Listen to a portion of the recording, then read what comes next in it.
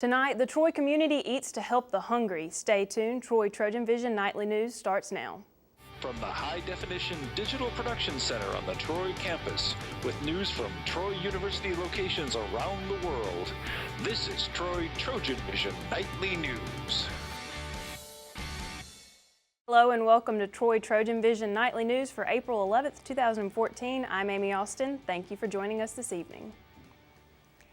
This afternoon, some Troy residents helped fight hunger by sitting down to a warm meal. But it wasn't only their hunger they were eliminating, they were helping an area food bank stay stocked for those in need. Chantel Calhoun explains. On Friday afternoon at Bush Memorial Baptist Church, the Salvation Army held its annual Empty Bowl Selection fundraiser to help raise money for people in need. This is the Empty Bowls Luncheon, and what it is a fundraiser for the Salvation Army to benefit our food bank. We have a food bank on site, and we give out food every day. Each person pays $20 for a ticket, which allows them to pick from any of the handcrafted ceramic bowls made by Troy University students, Pike County High School, and senior citizens. We all get together and we make these bowls, and then people donate soup and they donate their time, but all the money goes, 100% of it goes to the food bank for Pike County. And to me, that's just so good because the Salvation Army gives out food every day. Right.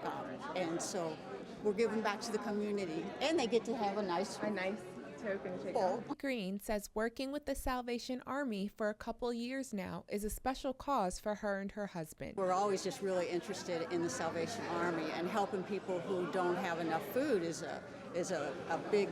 It's a special cause for my husband and I. Each one of the bowls, this is about the third or fourth year I participated in this, and each bowl is special for me from that year. Chantel Calhoun, Troy TrojanVision News. This was the 5th year the Pike County Salvation Army has held their Empty Bowls event.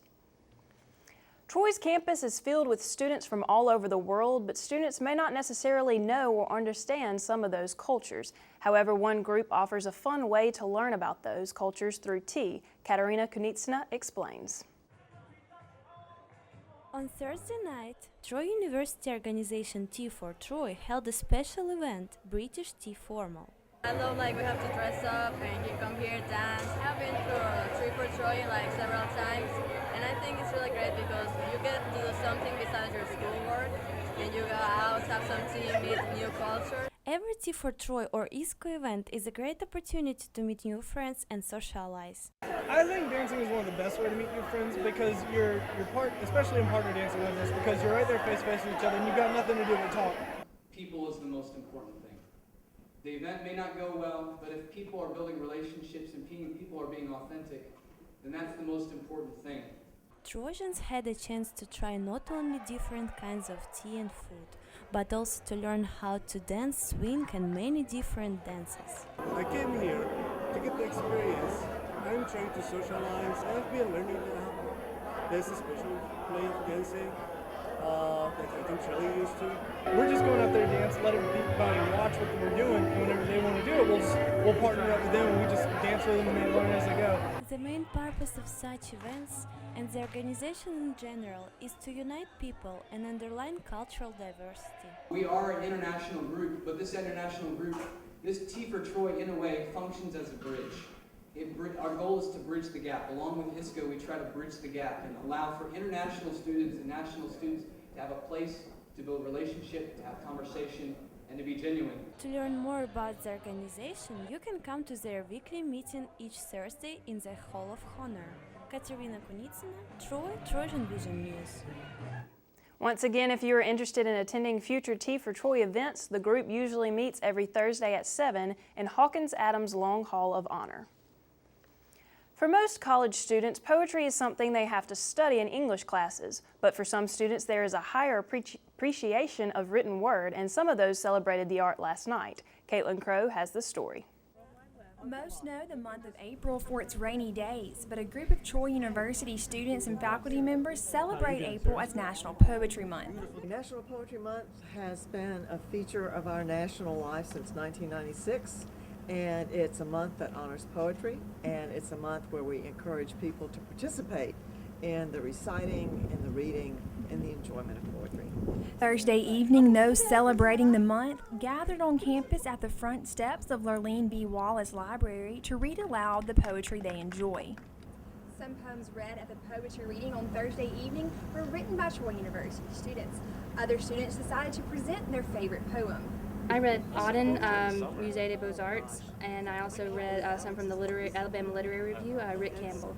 For students looking for ways to become more involved with writing poetry or have an interest in learning more, a workshop will be held in Brundage later this month to help students improve their writing skills. The Rubicon is actually hosting a poetry slam at Studio 116 in Brundage on April 23rd. Workshop is at 6 o'clock, which means if you have something of your own, you can bring it, and we'd love to look at it and talk you through it and maybe give suggestions. Troy student Buchanan Watson believes the best way to learn more about writing and understanding poetry is to read as much as you can whenever you can.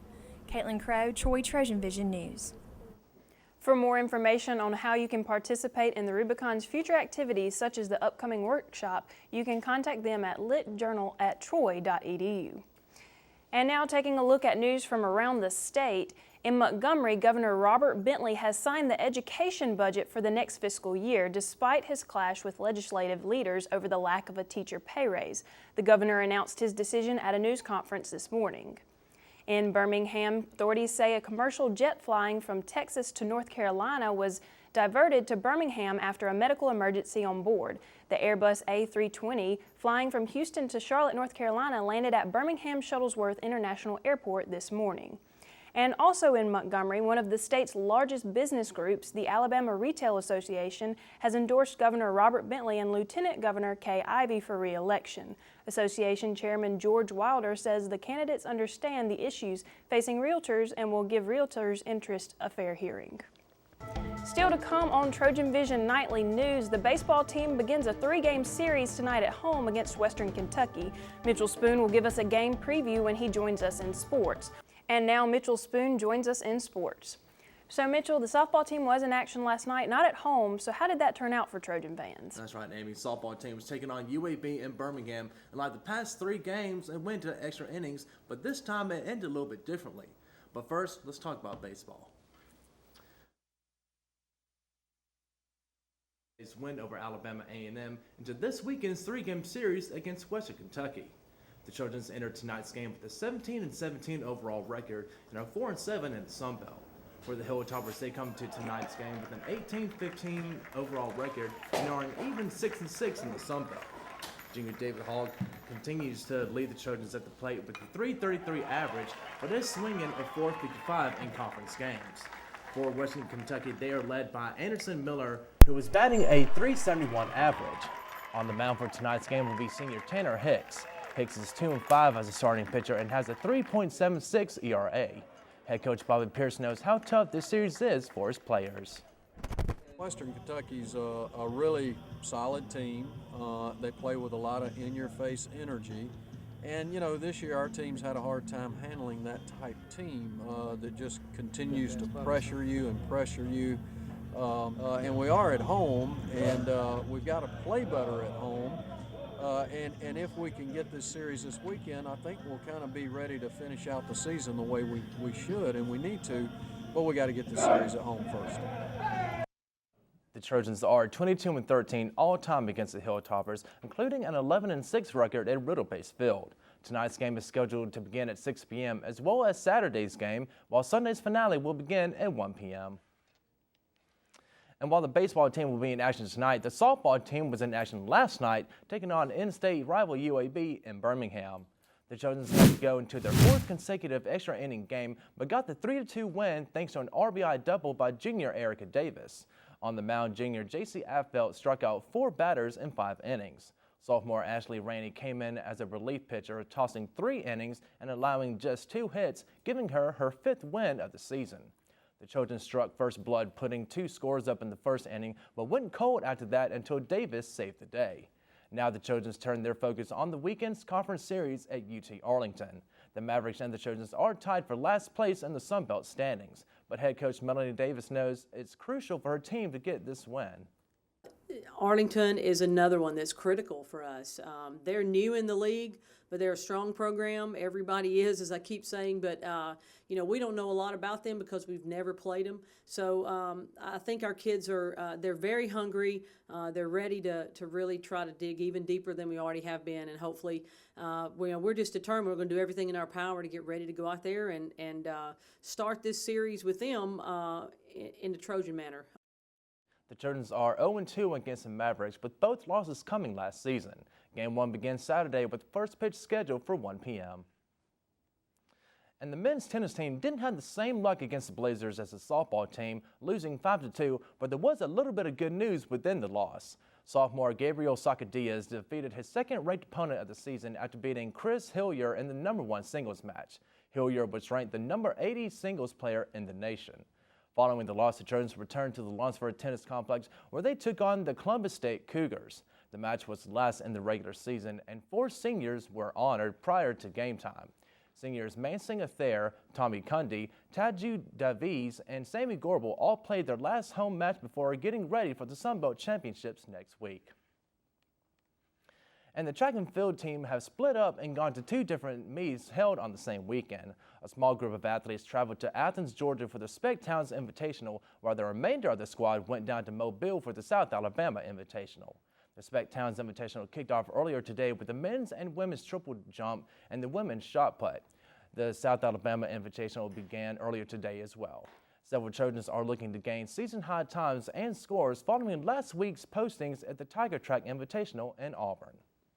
So, Amy, hopefully the baseball team can get that win against Western Kentucky tonight, and congratulations to the softball team. I know they've been looking for a win like this, and hopefully they can continue to get more wins this weekend. Yeah, congratulations to the softball team, and Trojan fans can get out there and support the baseball team tonight. And of course, it's going to be great weather. Yep. Thank you, Mitchell. Thank you.